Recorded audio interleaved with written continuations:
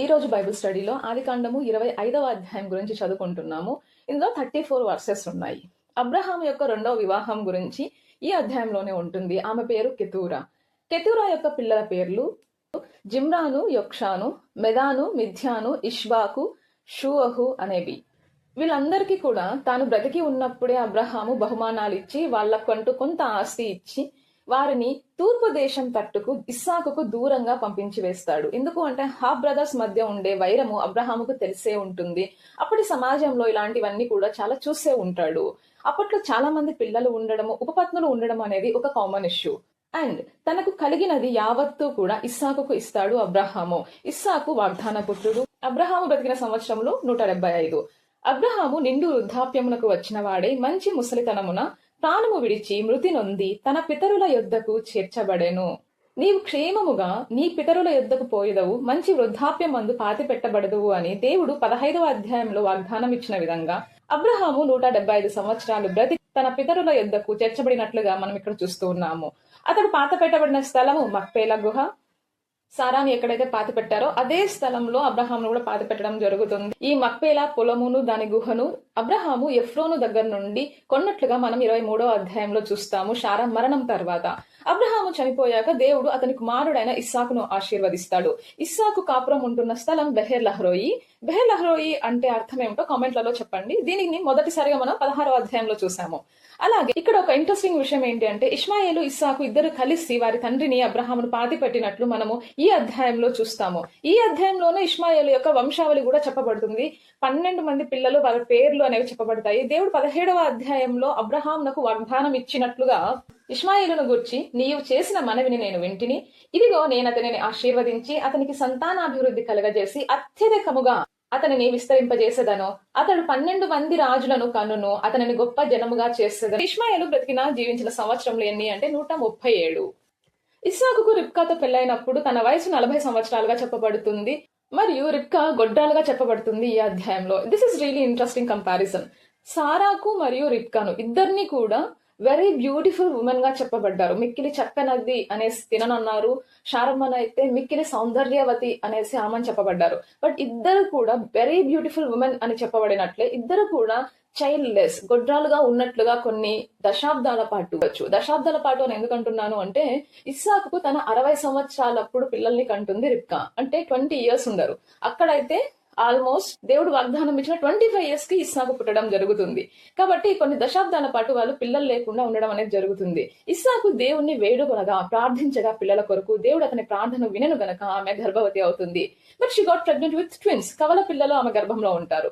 ఈ ఇద్దరు కూడా తల్లి గర్భంలోనే ఒకరితో ఒకరు పెనుగులాడుతూ ఉండడంతో ఆమె తనకి ఇలా ఎందుకు జరుగుతుందో తెలుసుకోవడం కోసము దేవుణ్ణి అడుగుతుంది. అందుకు దేవుడు 2 జనములు నీ గర్భములో కలవు, 2 జనపదములు నీ కడుపులో నుండి ప్రత్యేకముగా వచ్చును. ఒక జనపదము కంటే ఒక జనపదము బలిష్టమై ఉండును. పెద్దవాడు చిన్నవాడికి దాసుడు అగును. 2 nations are in your womb and 2 peoples from within you will be separated. 1 people will be stronger than the other and the older will serve the younger.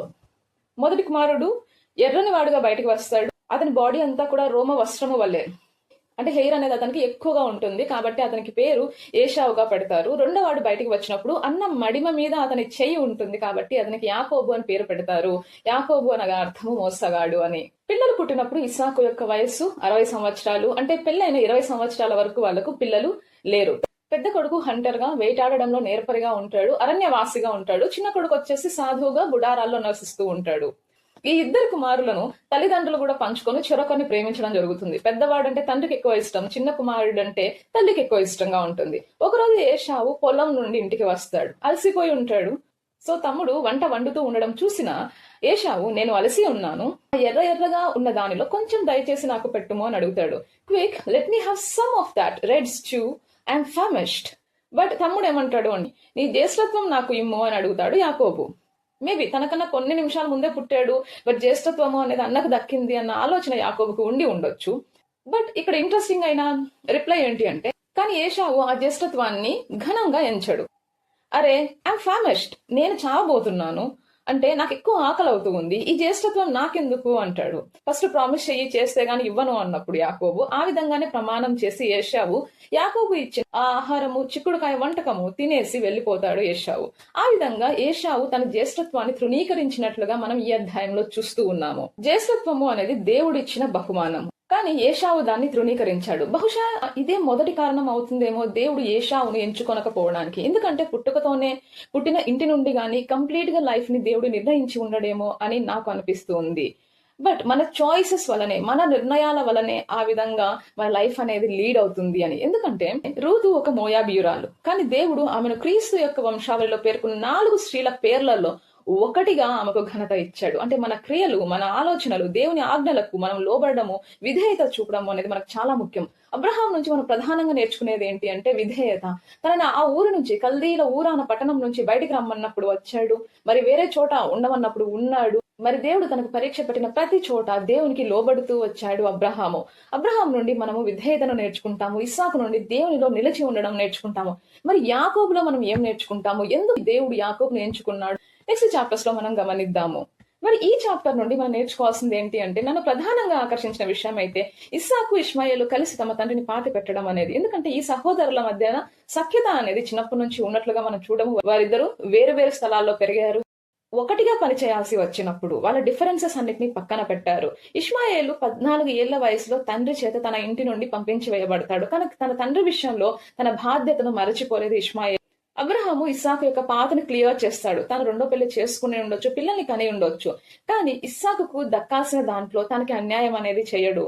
అలాగని తన ఉపపత్నికి పుట్టిన కుమారులకు కూడా అన్యాయం చేయకుండా వారికి తగిన బహుమతులు అనేవి ఇచ్చి వారిని వేరే చోట వారు కాపురం ఉండే విధంగా దాన్ని సెటప్ అనేది చేస్తూ ఉన్నాడు. రెండో విషయం, ఇస్సాకు దేవునిలో ప్రార్థనలో నమ్మకం కలిగిన వాడుగా మనం ఇక్కడ చూడొచ్చు. ఎందుకంటే తనే దేవుని ఆశీర్వాదంతో పుట్టినవాడు. So he trust miracles, he trust the lord can do the miracles. చివరిగా యాకోబు ఎందుకైనా ఆ జ్యేష్ఠత్వాన్ని అడిగిండొచ్చు, బట్ దేవుడు తనకిచ్చిన బహుమానాన్ని ఆహారం కోసం ఏశావు తృణీకరించాడు. ఆ క్షణం అతనికి ఈ విషయం పెద్దదిగా అయిండకపోవచ్చు, కానీ మనం చేసే ప్రతి కార్యం, తీసుకునే ప్రతి నిర్ణయం, మన చాయిసెస్ అనేవి దేవుడు అంగీకరిస్తాడా లేదా అనేది మనం ఆలోచించాలి. మన చిత్తం కొరకు ప్రార్థించి మనం వాటిని ఎంచుకోవాల్సిన వారంగా ఉంటున్నాము. మరి ప్రార్థన చేసుకుందాము. ప్రేమ నమ్మకం గల మా ప్రియ పరలోకమందున మా ప్రభువా, ఇంతవరకు నీ రెక్కల కింద మమ్మల్ని కాచి కాపాడి ఈ విధంగా నీ స్తుతించుటకు, నిన్ను ఘనపరచుటకు మాకు ఇచ్చిన ఈ అవకాశమును బట్టి వేలాది వందనములు, స్తుతులు, స్తోత్రము ప్రభువా. దేవా, మా సహోదరులతో ఐక్యత కలిగి ఉండే విధంగా, దేవునిలో మేము ఎదిగే వాళ్ళముగా ఉండే విధంగా మమ్మల్ని ఆశీర్వదించు ప్రభు. ఇస్సాకు వలె సమస్య వచ్చినప్పుడు, బాధ కలిగినప్పుడు, సందిగ్ధ పరిస్థితి వచ్చినప్పుడు నీ మీద ఆధారపడే హృదయాన్ని ప్రసాదించు ప్రభువా.